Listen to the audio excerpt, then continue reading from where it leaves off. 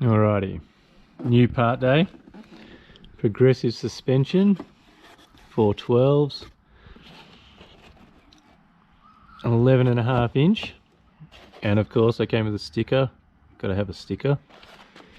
What else do we have? A couple of little spaces in here. I assume these will slide in the bushings. Came with a fork tool to adjust, a bit of grease. I'm going to replace them now, and then we'll see how it looks before and after.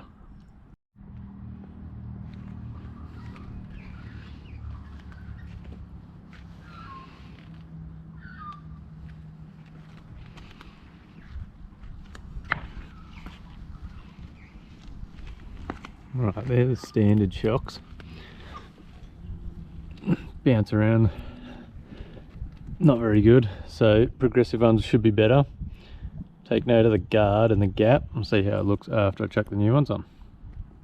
Here it is, 11-inch shocks on the back, 11.5 inch, sorry, progressive 412s. Guard sits a lot neater, I like the colour. So put new pipes on, MGO pipes, smaller indicators. Had to put a new bolt through with a dome nut, drill a hole in the back of the indicator and run the cable out the back. Checked on some smaller mirrors, longer cables to suit, all that sort of stuff. These MGO pipes, love them, they sound really good. And the same little indicators on the back here.